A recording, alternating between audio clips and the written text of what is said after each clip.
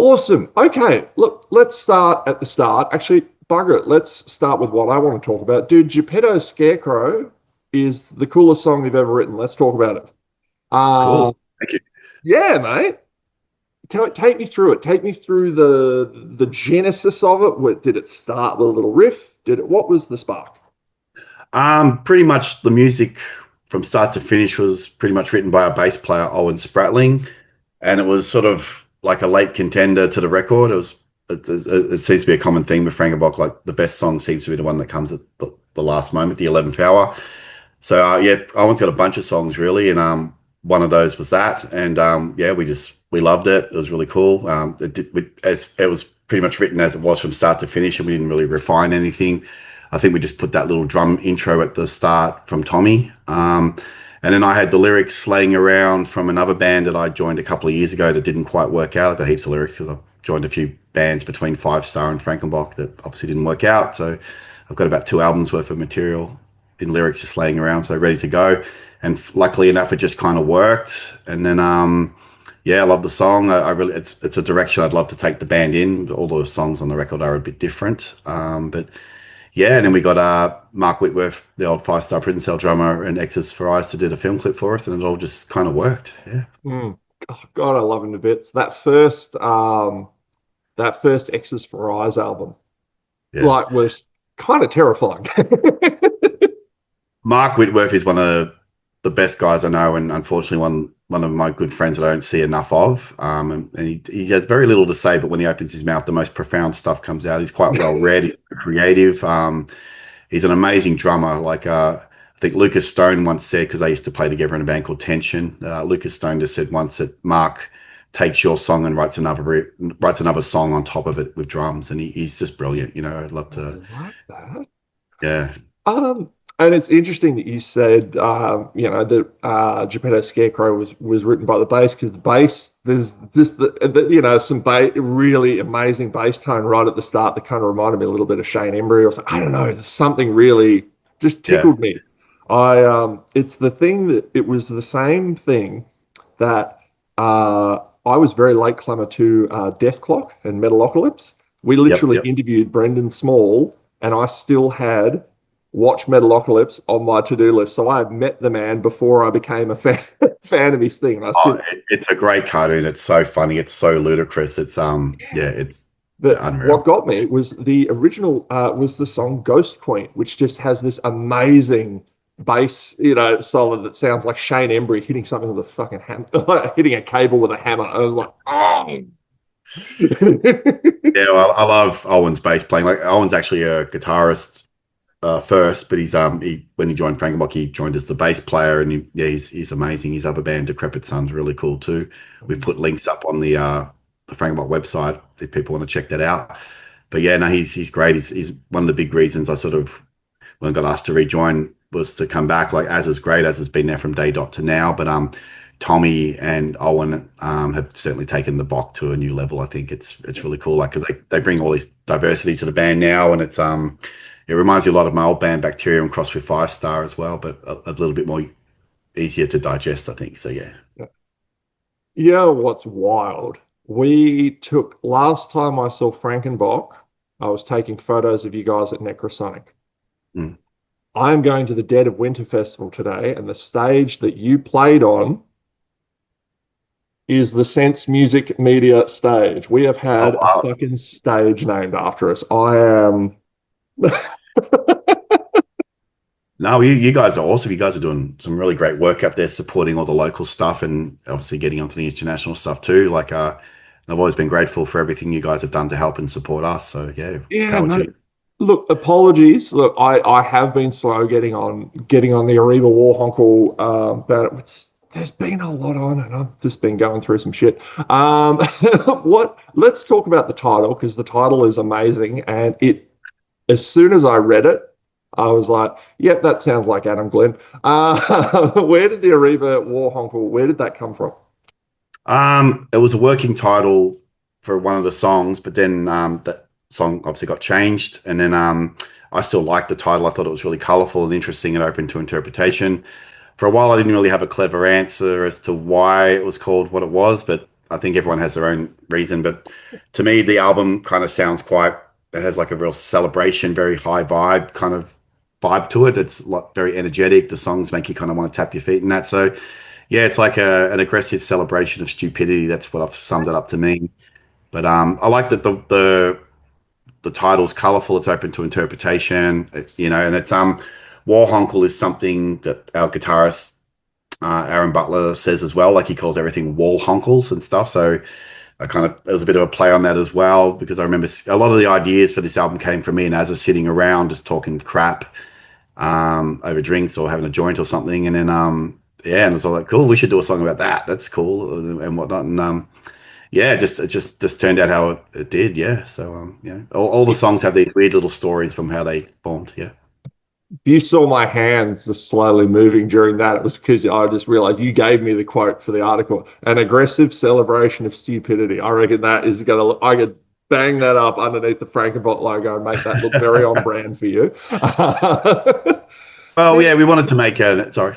Go for it. Go I for was it. just, yeah, we just with this album, we just wanted to make something that had like was heavy, had a bit of bite to it, but sounded like four guys playing together, but also makes you want to kind of move. Like we really focus on the groove and the songwriting this time, and a bit of balance of everything. So sort of artistic cross with something a bit more user friendly, but also still heavy and fun. Yeah, I think you bang on with that. And I think, yeah, I think it is to be said that because you did that original EP, and I remember hearing that first comeback single and being like, oh, but I feel like the songs are a lot more memorable this time around. yeah, Like, I cool. don't know. I think the ideas are a bit more cohesive, and I think it sticks in your head a bit more. Where Yeah, I don't know. That's just for me. Um, but look, you're gonna love this story. You are playing Segression's 30th anniversary show. Now, I'm about to show my age in that Segression was a band that I never checked out back in the day. I knew the name. I would always see it on bill posters, but I wasn't experienced with them. Now, I used to drive a car with a big old Pantera sticker on the side of it, which used to be parked out the front of my house. And one day I get a knock on the door, I believe it was about a year ago, and it was this just, just this dude. I'm like, yeah, pretty, very metalhead looking dude. I'm like, what are you doing here? And he's like, oh, mate, is that your car out the front? I'm like, yeah. So, hey, mate, so I used to play, I think he either was a member of Segression or he was a friend of theirs. He pulled out a laminated piece of page of a porn mag with permanent marker written on it. It was one of Segression's set list from when they opened for fucking Pantera in oh wow. 2000. And he showed me this thing, and I'm like, bro, what? And I had this gungy old Pantera patch that apparently Phil had given him later that night when he came up with him at a strip club. But I was like, wow. So I won't pull it out on the Zoom because it is a That's right. bit of a What he skin just mag. carries this laminated page around with him everywhere. Yeah. Well, I was just like, did you walk over to my house carrying this? I just had one on me. Yeah. So, yeah, man, look, what memories do you have of Segression from back in the day? And did you think we'd ever see them again? No, I mean, bands come and go. Segression, I first got wind of them when I went and saw Slipknot back in, was it 99 at Festival Hall in Melbourne?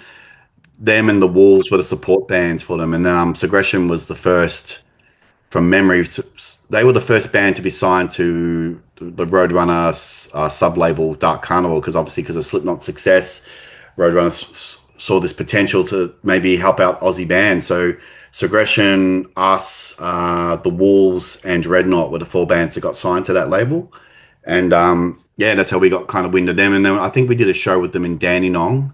I don't know the guys that well. I think other members in the band probably know them better. But yeah, no, we're excited to be doing this show with them. It's a great lineup. Yeah, in Canberra at the Basement August 1st. So yeah, the 30th anniversary show. So yeah, no, it's gonna be cool. Lots of nostalgia. Yeah. And yeah.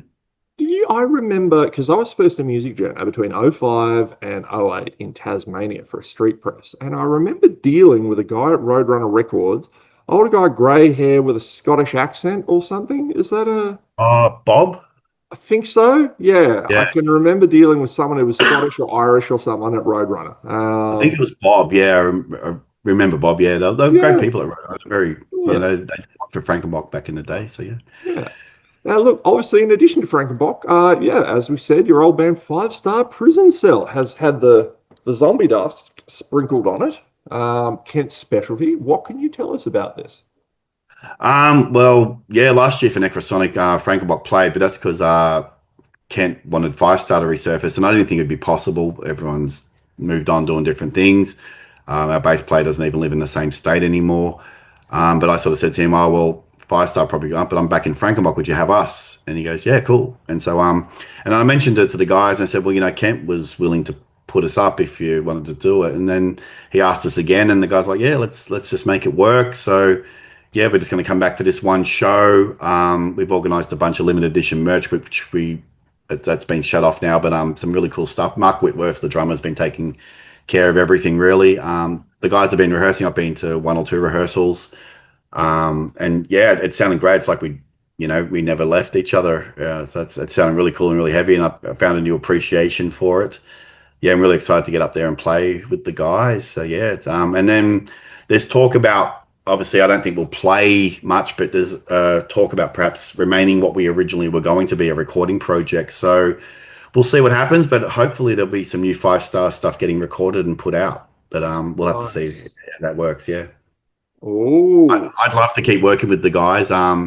That's just the way it panned out. When we started originally, it was yeah, recording project, and the guys were all in other bands. I'd left Frankenbach, and then we got along so well that the guys wanted to start playing live, so we did, and then it all just merged into the one thing. Everyone else left their other projects, and yeah, and then I think it was 2010. We put out 3 albums. We felt like we'd gone as far as we could go. Didn't really feel like people cared or the music was appreciated. People changed, they grow. Some people got married and wanted to focus on other aspects of their lives, because obviously being in a band, it's very consuming. It can affect so much of your life, your relationships, your work, friendships. If you're gigging a lot, you're missing out on so many things. So yeah, we ended amicably, and we were very proud of our little legacy of 3 albums and all the stuff we'd done. But I've always had, a deep love for those guys. I've stayed in contact with them roughly over the years, but we've all gone on to do different things. But yeah, getting back in the rehearsal room with them was great. Like I watched Mark play drums. I'm just like, oh God, you poor thing. How could you put yourself through that? But yeah, they wrote some really cool stuff. It sounds heavy as fuck too. Like I really can't wait to get up and play. Hopefully, we'll do it justice. But it's sounding good so far. It's been very fun to do this. Yeah. as a look, mate, you are a massive Mike Patton fanboy. How loudly did you squeal when you saw Faith No More teasing what could be a world tour next year? Yeah, very excited. I'd love to be the band to support them. We're trying to work on that, but I don't think it'll happen. But yeah, it'd be a dream come true. It'd be one of the last things to cross off my bucket list for music if I could get to tour with Faith No More. I do love Mike Patton. He's a massive influence on me.